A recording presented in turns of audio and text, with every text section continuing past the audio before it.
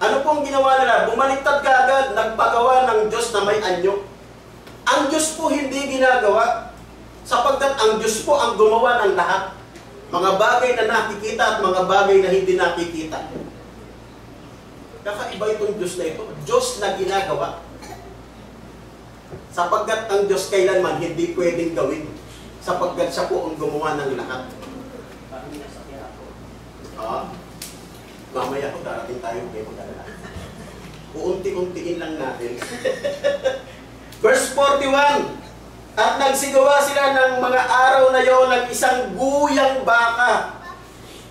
Kaya diba ang babala ni Moises kanina doon sa Exodus 20, baka gumawa kayo ng mga anyo na nasa lupa, nasa dagat, nasa tubig, nasa ilalim ng lupa. Hindi ba yung baka nasa lupa? Tama? Mamaya historical background, alamin natin yan, ha? No? At nagsigawa sila ng mga araw na yon ng isang guyang baka. At nagsipaghandog ng hain sa Diyos-Diyosang yaon at nangatuwa sa gawa ng kanilang mga kamay. No? For 430 years, ang tagal nilang umiiyak, nananalangin para mapalaya sila, in the blink of an eye, bumalik agad sila sa pagkakaalipin. Mas malupit pa, bakit? Pagkakaalipin po sa puso, hindi sa physical. No, mga kapatid? Punta tayo doon sa exact happening. In Exodus chapter 32 verse 1, patuloy, ito po yung tinuturo, yung sinisipi ni Esteban. At nang makita ng bayan na nagluluwat si Moises sa pagpanaog sa mundo, ito yung 40 days pa lang, pang 40 days. Ang tagal lang. Sabi ng mga Israelita. At nagsabi sa kanya, tumindig ka at igawa mo kami ng Diyos na mamumuna sa amin. Sapagkat tungkol kay Moises na ito, na lalaking nagsampa sa amin mula sa lupain ng Ehipto, ay hindi namin maalaman kung anong nangyari sa kanya. Verse 2, at sinabi niya Aaron sa kanila, alisin ninyo ang mga hikaw na ginto na nasa tainga ng inyong asawa. Historical background po, papos ko po muna. Bago po kasi sila umalis sa Egypt, ang sabi ng Diyos sa kanila, hindi kayo aalis dyan ng walang samsam, kasi 430 years kayo alipin. Yung mga ginto nila, ibibigay nila sa inyo kasi yung last po na plagues.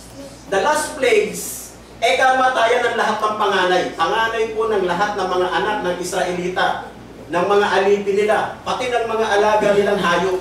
Lahat ng panganay. So, totally devastated po land of Egypt. Ang daming salot Salot ng bangaw, granizo, ang dami. Langaw, ng kuto, kung ano-ano. Yung pinakahuli, doon sila bumigay Kumbaga sa di ba may katang, gusto ko na sana bumitaw, yun na yung pinakalas. Bumitaw talaga. Kamatayan ng lahat ng panganay kaisa-isang anak po ni Pero yun. Magmamano po ng kanyang trono, lalaki. Namatay. Kaya bumitaw. Mga kapatid. Kaya sabi po ng ni Moises kay Paraon, yung Diyos, ang sabi niya, ang Israel ay aking anak, aking panganay. Kaya ang last din po na salot, panganay. Kamatayan ng lahat ng mga panganay. So ito na po yung verse 2, at sinabi niya araw sa kanila, alisin nyo. Kasi nakakuha nila yung maraming samsam, yung mga ginto, binigay sila ng mga Egypt. Kaya nung umalis sila sa Egypt, yung Egypt naging mahirap kasi lahat ng ginto nila binigay nila sa mga Israelita. Kaya maraming ginto ang Israelita dito. Hiningi niya araw nyo, iubarin niyo yung mga ginto na nasa tainga ng inyong mga asawa. No? At anak na lalaki at babae at dalhin niyo sa akin. At inalis ang buong bayan ang hikaw na ginto na nangasa kanilang mga tenga at dinala kay Aaron. At kanyang tinanggap sa kanilang kamay at niyari sa pamamagitan ng isang buril at ginawang isang guyang binubo. Yun po yung tinuturo kanila ni Esteban. Yung gold bull o guya. Alam niyo ang historical background. Di ba ang mga Israelita, isang bayan lang po sa Egypt ang kanilang kinuha? Ang bayan po yung tawagin Goshen. Alam niyo kung bakit ang Goshen? Kasi ang mga Ehipto po, ang kanilang trabaho is agriculture. Sa kanila po, napakaganda ng agrikultura. Ito pong mga Israelita, magpapastol sila. Kung napunta na po kayo ng Kabanatuan, para po maintindihan nyo bakit doon po sila nilagay sa Goshen. Yung mga nagpapastol, kung ano po yung amoy nung pinapastol nila, yung po yung nagiging amoy nila. Kasi maano yung kapit ng ano eh, kung napunta na kayo sa sa Middle East. Sister, galing po kayo ng Middle East, anong amoy ng mga tupa? Maangro kung tawagin, di ba? Yung mga nagpapastol sa kanila, ganun din po yung amoy, kaya pinabukod sila. At yung kanilang bayan pinuntahan doon, makikita nyo po yan sa Bible, basahin nyo po sa... Doon po sila dinala sa Goshen. At at sa Goshen, meron po sila Diyos na kung tawagin, Apis. A-P-I-S. No? Yan po yung Goddess Apis. Ito pong Goddess Apis na to, lahat po ng mga namamatay na mga Egyptian sa kanilang lugar, nilalagay nila ng rebulto na bull. Pag nilagay po nila yan sa kanila, meron po sila kasi ng paniniwalang incarnation. Hindi mo yung gatas yung pagka namatay ka, muli kang mabubuhay. Incarnation, yung pagkabuhay na mag-ulit. Kung ikaw ay masama, magiging hayop ka. O kaya malas mo, magiging prutas ka. Mahirap ito. Kung ikaw ay magiging mabuti, magiging yun yung ano nila, yung paniniwala. Pagbigyan natin yung paniniwala nila. At yan po, yung pinakamataas nilang Diyos, parang dun sa Greek mythology, sa Olympus, ang pinakamataas na Diyos, si Jesus. God of Thunder. Pag sa tubig naman, si Poseidon. Ngayon, pagka sa kalaliman naman, si Hades. Yung pong tatlong yan, magkakapatid. Para Greek mythology po yan, yan po yung totoo. Kasi lahat po yan, pinag-aralan ko po eh. Kaya, hindi naman kayo mahirapan. No?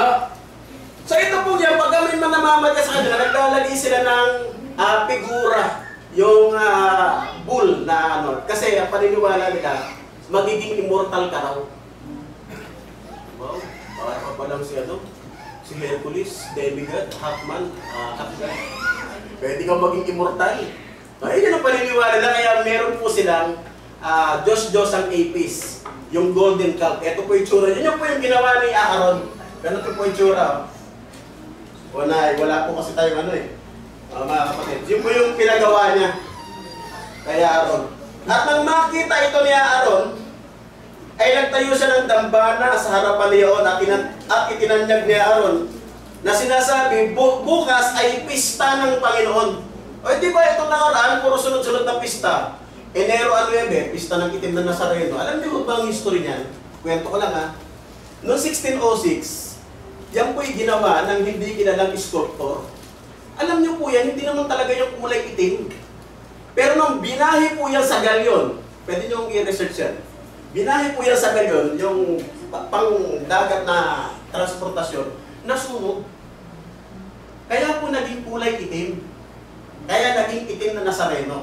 At noong 1998, yung translasyon na tinatawag nila, yung paglilipat mula po sa parokya ng Bagong Bayan, na which is Luneta na ngayon, dadalhin to sa Quiapo na parokya, yun po yung translasyon paglilipat. Noong 1998 po, inilalabas na po, replica. Alam niyo po ba kung bakit? Kasi po, yung original, nandoon lang po sa loob ng Quiapo, ang natitira, ulo na lang. At saka yung kanang kamay. Kung napanood niyo po sa Facebook, yung nagte-trending, yung may pumipila, pinapatungan ng kanang kamay ng itim na Nazareno, yun na po yung talagang tunay, saka yung ulo. Yung nilalabas replica na lang po dahil po maraming tinamong pinsala, kasi kahoy na diba? Maraming tinamong pinsala ng World War II, yung bombing, saka yung pagkakasunog. Kaya replica na lang po yung nilalabas. Tapos, ito naman nakaraan, 16 to 18, pista ng Santo Niño de Alabang, lalo ng mga taga-Sampeta, yung nakaraan, last yung Sabado yung kahapon. Ngayon naman, pista ng Santo Niño de Tondo. Yan yung talagang yung ngayon na umiiral na selebrasyon. Hanggang mamaya yan. Ang totoo, Sister Nida, sa atin sa Bagong Silang, piyesta din Kaya sabi ko kay Mrs. Kapo, huwag tayo manood niyan. Kasi alam mo, pagka baka sabihin na, ikipamatok tayo. Sabi ni Pablo, huwag kayong makipamatok, di ba? Sabi niya in 1 Corinthians 6,